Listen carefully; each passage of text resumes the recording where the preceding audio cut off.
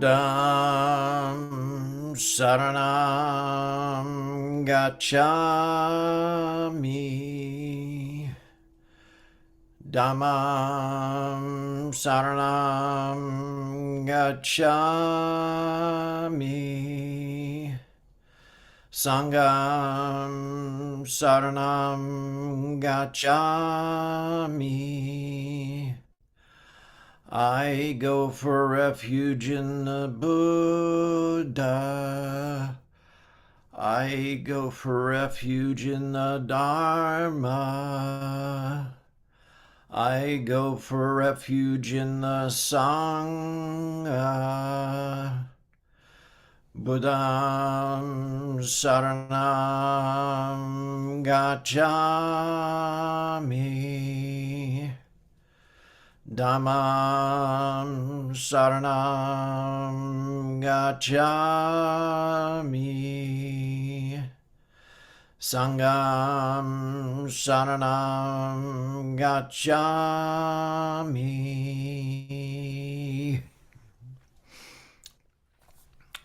So we'll begin with our 15 minutes of seated meditation.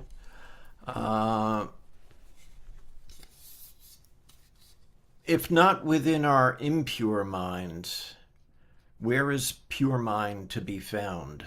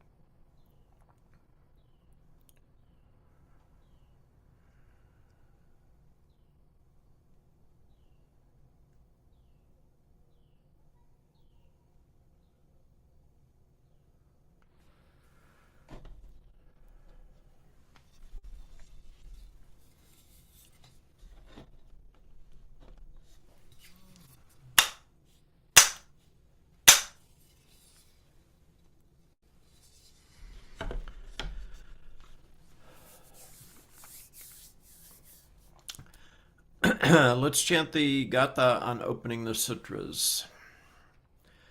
This Dharma, incomparably profound and minutely subtle, is rarely encountered, even in hundreds of thousands of millions of ages. Now we see it, hear it, hold and maintain it. May we completely realize the true mind of all Buddhas.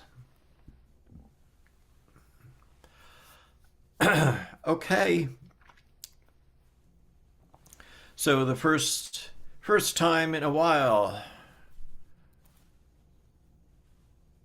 let's get the Dharma tonight from Hey Song.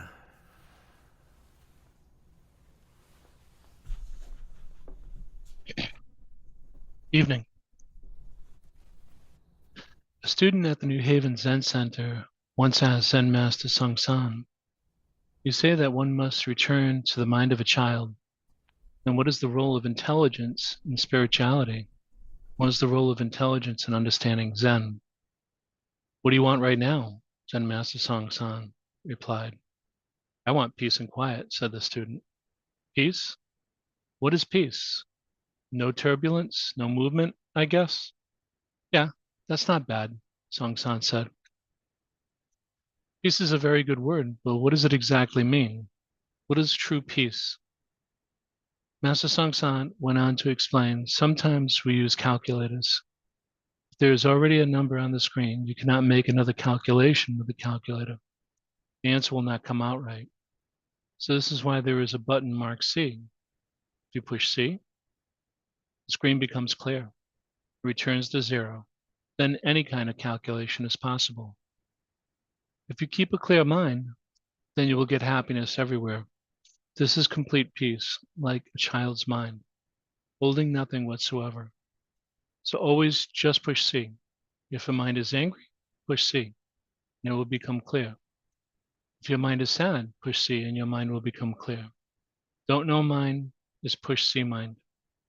If you have a lot of thinking, only go straight. Don't know, then your thinking will disappear.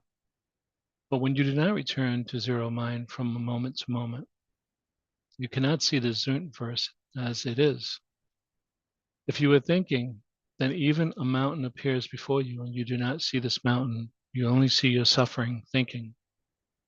If you keep a sad mind and hold your sad mind, then even a beautiful view appears, but you cannot perceive it. You're only following your thinking, so you lose this world from moment to moment. I always say, when you are thinking, lose your eyes. You have eyes, but when you look at something with a mind full of thinking, you do not see that thing. Also, you do not hear completely, smell completely, taste completely, or feel. It's like a calculator where the numbers stay stuck on the screen. You cannot do any new calculations. This is why Zen teaches that you must return to your original mind from moment to moment. This is pushing C. We call this only don't know. Don't know mind means all things and thinking is cut off. When all thinking is cut off, mind is already empty. Empty mind is before thinking. Before thinking is your original mind. So if you use a calculator, first you must push C. Then only zero appears. This is empty mind. Empty mind is very important because empty mind can do anything. 1 times 0 equals 0. 2 times 0 equals 0. 1,000 times 0 equals 0. Mountain times 0 equals 0. Anger times 0 equals 0. Desire times 0 equals 0. If your mind returns to 0, then everything is 0. Everything is empty, completely no hindrance. Then your empty mirror mind can reflect this universe just as it is. But this empty mind is not empty. We say empty, but it is not empty. You can see the sky. There is daytime sky and nighttime sky. Yes, the sky is just the sky, but the daytime sky is blue. The nighttime sky is dark. Right now, the sky over us here in the United States is blue, while the sky in Korea is dark at this hour. Why is this so? After all, the sky is the same. Who made the blue sky? Who made the dark sky? What is the sky original color? Who made that color? The answer is you did. The sky never said, I am blue. The sky never said, yeah, I am dark. You made that. But if you push your C button, only don't know, then there is no blue, no dark. Everything just like this. When we see sky in the day, our empty mind reflects this blueness. When we see it at night, our mind reflects the darkness. That is all. In reflecting on this story, one might be reminded of the simplicity and clarity that Zen practice encourages. As Zen Master Song San illustrates with the metaphor of the calculator, our minds are often cluttered with thoughts, judgments, and emotions, just as a calculator screen can be filled with numbers from previous calculations. These accumulated thoughts can obscure our true nature, preventing us from perceiving reality as it is. In my own life, I found that the practice of returning to zero mind is essential. I can remember multiple times when I was faced with a significant personal challenge that seemed overwhelming. Some of those times were without a Zen practice, and more recent ones while I have been practicing. In the earlier challenges, my mind was filled with worries and what if scenarios, making mind, much like the cluttered calculator screen. No matter how much I thought about the problem, clarity seemed elusive. More recently, it is only when I allow myself to push C, to let go of my anxious thinking, that I'm able to see the situation clearly and respond effectively. The act of pushing C, or the clear button, is not about denying or ignoring our thoughts and emotions, but about returning to a state of clarity where these thoughts and emotions no longer dominate our perception. In Zen, this is often referred to as returning to our original mind, or as Song San would say, don't know mind, a state before thinking, before judgments, before labels. It is in this state that we can experience the world as it truly is, unfiltered by our preconceptions and emotional reactions. When Song San says, when you are thinking, you lose your eyes, he is pointing to the fact that our thoughts can cloud our perception, making it difficult to see things as they really are. This resonates deeply with the Zen teaching that we must return, moment by moment, to a state of openness and receptivity. It is in this state that we can fully engage with the world around us, whether it be a mountain or a beautiful view or even a difficult situation. By continuously returning to zero mind, we cultivate the ability to experience life directly without the interference of our conditioned thoughts and emotions. This is where true peace resides, not in the absence of turbulence, but in the ability to be fully present with whatever arises. As lay novices and Buddhists, it's important to emphasize that this practice is not about intellectual understanding, but more about direct experience. The practice of returning to zero mind is something that we must be lived moment to moment. In doing so, we find that peace is not something to be sought after, but something that naturally arises when the mind is clear. As I go about my daily life, I try to notice when my mind becomes cluttered with thoughts and emotions and gently remind myself to push C. Then I try to find 10 to 15 minutes or more, if possible, to simply allow myself a quiet, unthinking time. Easier said than done, you know, I know. Many people choose not to chant Om or listen to music or picture something serene. How you do it is not as important as the outcome. I remember Song San used to say, you could chant Coca-Cola if you choose, because it's not what you are saying, but what you're doing with your mind that counts. My particular practice is literally thinking of nothing. And yes, this takes time and practice to develop. However, the path you choose, know that this is the heart of Zen practice, to see clearly, to live fully, and to be at peace with whatever life brings moment to moment. Thank you.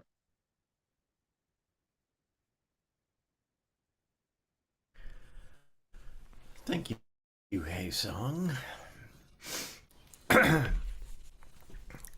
So, here's an interesting follow up from that.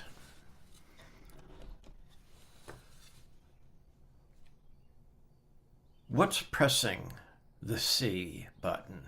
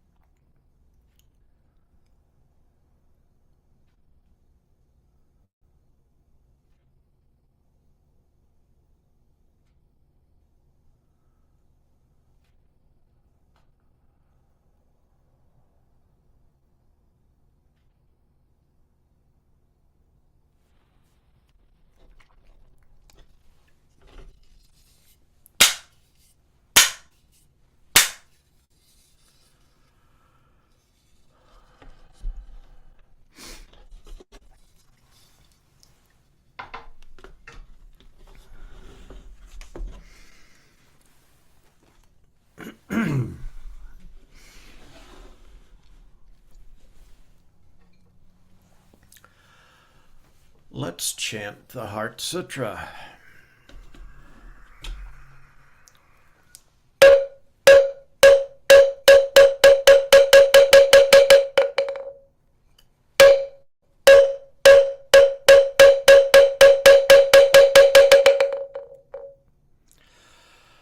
Mahaprajna Paramita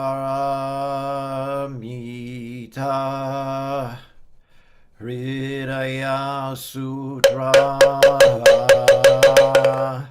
Avalokiteshvara Bodhisattva, when practicing deeply the Prajna Paramita, perceives that all five skandhas are empty and is saved from all suffering and distress. Shariputra, form does not differ from emptiness. Emptiness does not differ from form. That which is form is emptiness. That which is emptiness, form. The same is true of feelings, perceptions, impulses, consciousness. Shariputra, all dharmas are marked with emptiness. They do not appear or disappear, are not tainted or pure, do not increase or decrease. Therefore in emptiness, no form, no feelings, perceptions, impulses, consciousness, no eyes, no ears, no nose, no tongue, no body, no mind, no color, no sound, no smell, no taste, no touch, no object of mind, no realm of eyes, and so forth until no realm of mind consciousness, no ignorance, and also no extinction of it, and so forth until no old age and death, and also no extinction of it, no suffering, no origination, no stopping, no path, no cognition, also no attainment, with nothing to attain. The Bodhisattva depends on Prajna Paramita, and the mind is no hindrance. Without any hindrance, no fears exist. Far apart from every perverted view, one dwells in nirvana.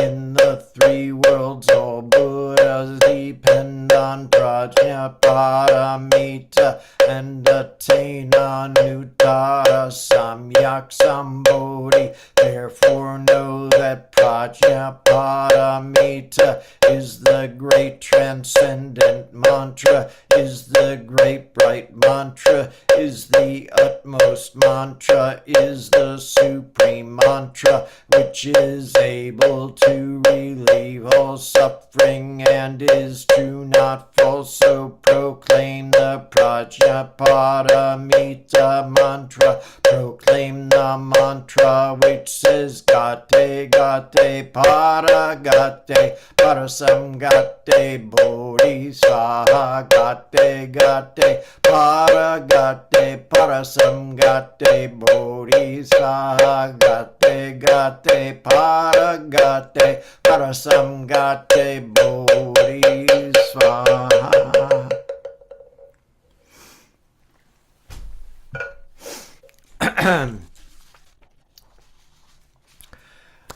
Let's do our personal dedications of merit. I've got a few, and I'll leave some space to add anyone that you'd like to dedicate merit to.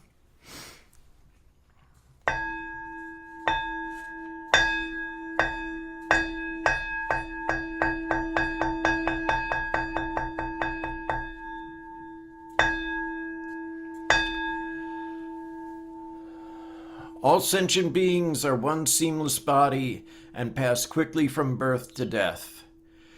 We remember those who cared for us and are gone, those who are ill, those who are at war, who are hungry, and who are in pain. May they heal and have peace. We especially dedicate our service to Nainthan Senesuk, Mike Gingy Wood, Brad Hunter. Would you like to add anyone? Doug, Christine, Macy, and Matrina.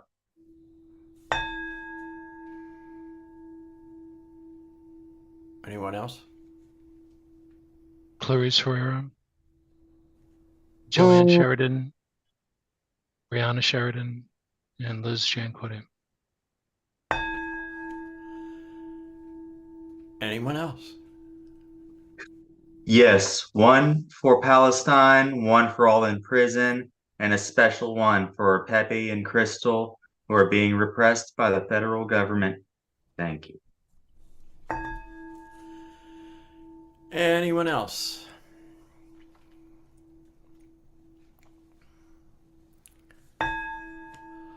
All beings in the 10 directions, subject to the greed, hatred, and delusion of themselves and others.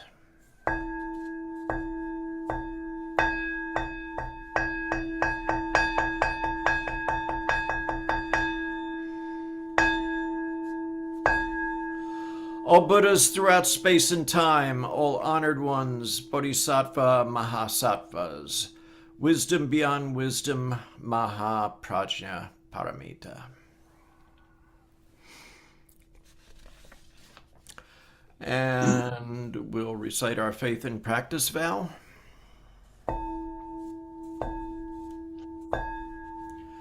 I will never retreat and would be firm in my mind in this correct Dharma. I will escape from the samsaric cycle of birth and death and definitely will see my original face. I will be sure to inherit the life of insight of the Buddha and save all sentient beings.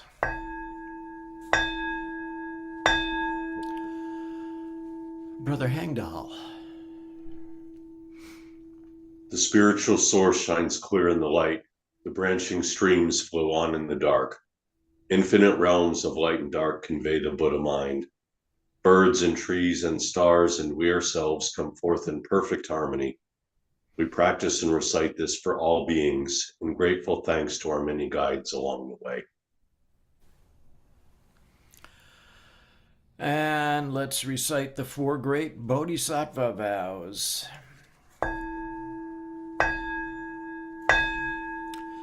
Sentient beings are numberless. We vow to help them all. Delusions are countless. We vow to see through them all. Opportunities to awaken are infinite. We vow to embrace them all. The Buddha way is endless. We vow to embody it.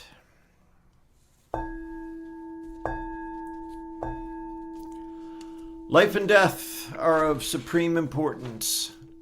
Time passes swiftly by and opportunities to awaken are easily lost. Strive to realize your true nature and do not squander your time by night or day.